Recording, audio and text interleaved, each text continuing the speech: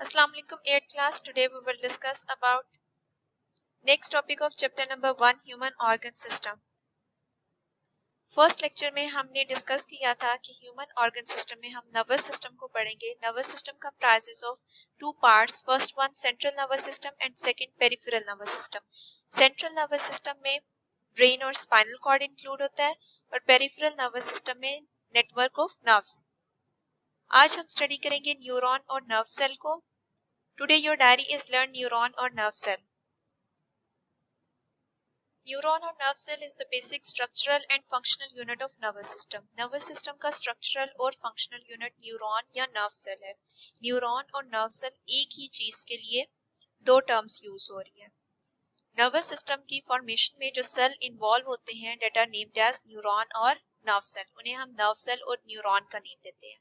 हमने कल डिस्कस किया था कि कोई भी सिस्टम जब बनता है तो उसकी फॉर्मेशन बेसिक लेवल से होती है. सेल्स कंबाइन होते हैं, टिश्यूज बनाते हैं, टिश्यूज कंबाइन होके ऑर्गन्स और ऑर्गन्स कंबाइन होके ऑर्गन सिस्टम बनाते हैं. तो नर्वस सिस्टम की फॉर्मेशन में जो सेल इन्वॉल्व होता है that is named as neuron और नर्व सेल.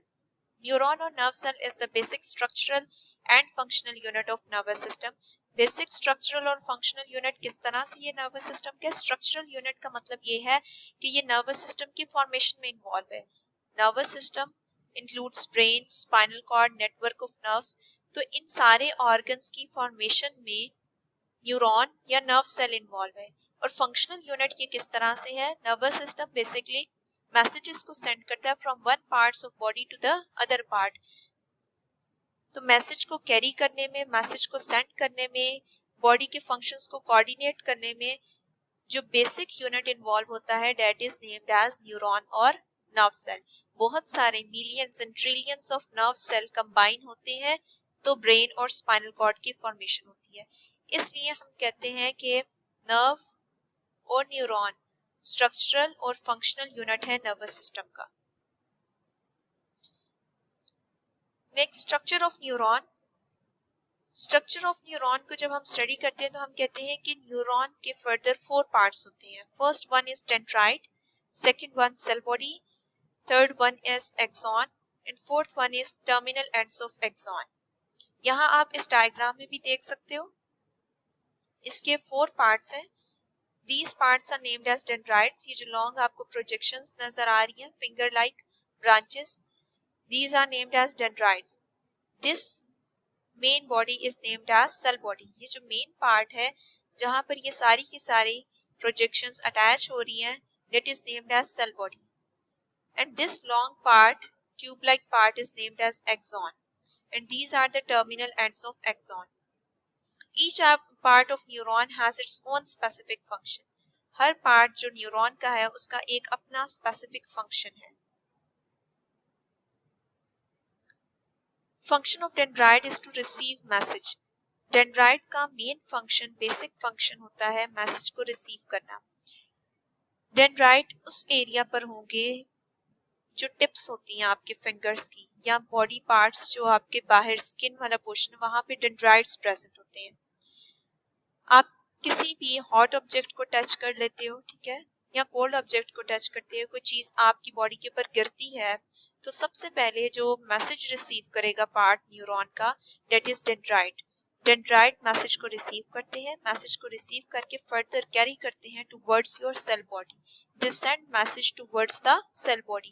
Cell body की तरफ मैसेज को सेंड करते हैं. Next, cell body contain nucleus and cytoplasm. Cell body में न्यूक्लियस भी प्रेजेंट होता है, साइटोप्लाज्म भी प्रेजेंट होता है. इस तरह से हमने कल डिस्कस किया था कि नर्वस सिस्टम कंट्रोल सेंटर है हमारी बॉडी का. इसी तरह से हर सेल का जो कंट्रोल सेंटर है डेट इज न्यूक्लियस. एक सेल का जो कंट्रोल सेंटर है उसे हम न्यूक्लियस कहते हैं. न्यूक्लियस उसके सारे फंक्शंस को कंट्रोल करता है. जब मैसेज यहाँ तक आएगा सेल बॉडी तक तो फर्दर न्यूक्लियस इसको प्रोसीड करेगा, इसकी प्रोसेसिंग होगी और ये मैसेज सेंड होगा टुवर्ड्स द एक्सॉन. एक्सॉन तक जब मैसेज आता है then this axon carry message away from the cell body. Cell body से मैसेज को दूर लेकर जाता है. When this message reaches the terminal ends of axon, ending part पर जब ये मैसेज पहुंच जाता है तो यहाँ से फर्दर नेक्स्ट सेल स्टार्ट होगा. मैसेज यहाँ से सेंड होगा from these terminal ends of axon towards the dendrites of next cell. Next cell के डेंड्राइट में मैसेज चला जाएगा और फिर फर्दर वही रेपिटेशन होगी डेंड्राइट से सेल बॉडी तक, सेल बॉडी से एक्सॉन और further towards the terminal ends of axon. और ये उस टाइम तक प्रोसेस होता रहता है जब तक मैसेज ब्रेन तक नहीं पहुंच जाता। ब्रेन तक जब मैसेज पहुंच जाता है तो फर्दर वहां पर जो न्यूरॉन और नर्व सेल है, वहां पर भी न्यूरॉन और नर्व सेल होते हैं, वो भी मैसेज को फर्दर इसी तरह से कन्वे करते हैं और दोबारा फिर वापस मैसेज आता है टुवर्ड्स योर बॉडी पार्ट कि आपने हाथ को पीछे करना है, आपने खारिश करनी है, आपको पेन हो रही है, जो भी आपको फीलिंग आती है, जो भी आप सोचते हो वो मैसेज आता है, आप हाथ पीछे करते हो, तो उस टाइम तक ये मैसेज इसी तरह से सेंड होता है। Next, nerve impulse. Neuron transmit messages in the form of electrochemical wave known as nerve impulse. Neuron message को ट्रांसमिट करते हैं, ट्रांसमिट करने का मतलब है ट्रांसफर करते हैं इन the form of electrochemical wave. किसकी फॉर्म में? इलेक्ट्रोकेमिकल वेव की फॉर्म में, और इसे हम नेम देते हैं नर्व इम्पल्स का। इलेक्ट्रोकेमिकल वेव का मतलब ये है कि जो मैसेज सेंड हो रहा है वो वेव्स की फॉर्म में सेंड हो रहा है। जैसे आप इस डायग्राम में देख सकते हो, यहाँ से स्टार्ट होता है, स्टार्ट होने के बाद एंड तक जाता है, फिर फर्दर से नेक्स्ट सेल में भी इसी तरह से होगा। वेव कहते हैं किसी भी लहर को, ठीक है, किसी भी लहर को कहते हैं। इलेक्ट्रोकेमिकल वेव का मतलब है कि इस तरह की वेव जिसके रिजल्ट में कुछ केमिकल्स प्रोड्यूस होंगे या जो किसी केमिकल की वजह से पास होगी। बेसिकली जब ये वेव पास होती है, जब मैसेज सेंड हो रहा होता है, तो जो नर्व सेल हैं वो जब मैसेज को सेंड करते हैं तो कुछ केमिकल्स प्रोड्यूस होते हैं, कुछ आयंस की चेंजेस आती हैं आपके सेल्स में, inside the cell membrane, outside the cell membrane. इसलिए हम इसे नेम देते हैं इलेक्ट्रोकेमिकल वेव का, कि इसमें केमिकल्स इन्वॉल्व होते हैं।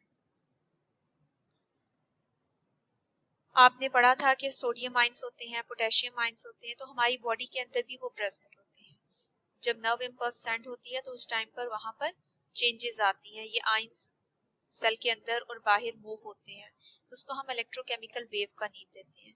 आगे आप फर्दर नेक्स्ट हायर लेवल पर इसको बहुत अच्छी तरह से पढ़ोगे कि किस तरह से ये ट्रैवल होती है और क्या क्या चेंजेस आती हैं उस टाइम पे।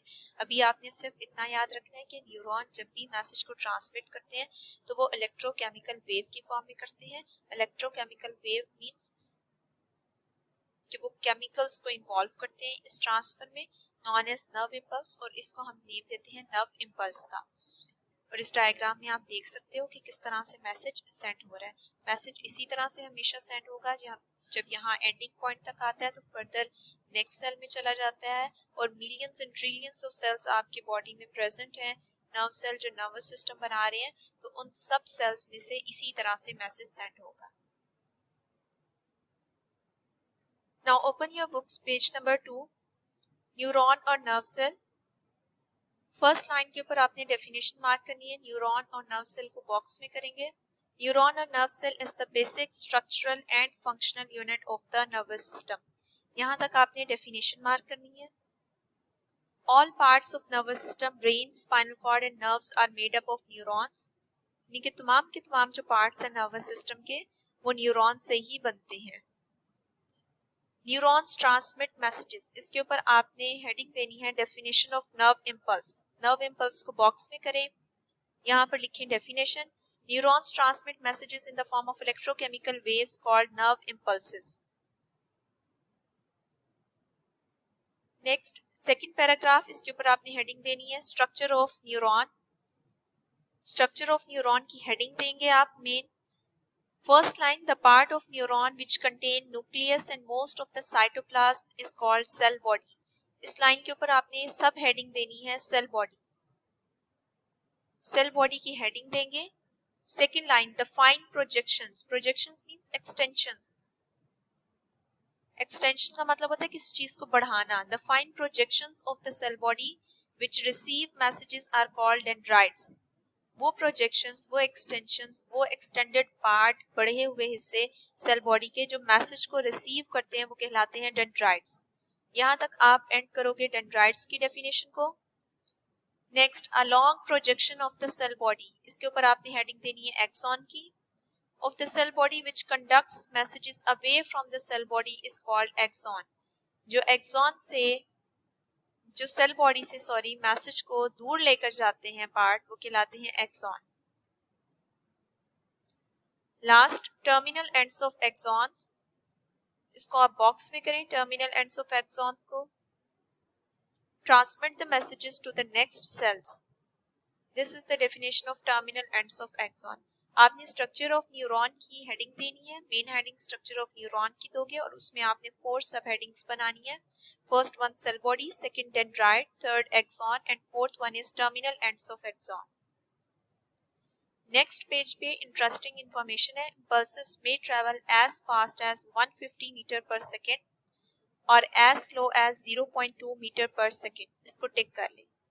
नर्व इम्पल्स इतनी तेजी से मूव कर सकती है कि 150 मीटर पर सेकेंड, यानी कि इतना डिस्टेंस वो कवर कर सकती है, इतनी तेजी से वो मूव कर सकती है.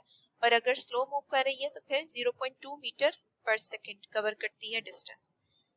आज आपकी डायरी है लर्न न्यूरॉन और नर्व सेल. आपने इसको याद भी करना है. याद करके आपने इसको रफ कॉपी पर या लूज शीट पर लिखना है. डायग्राम की आपने प्रैक्टिस करनी है.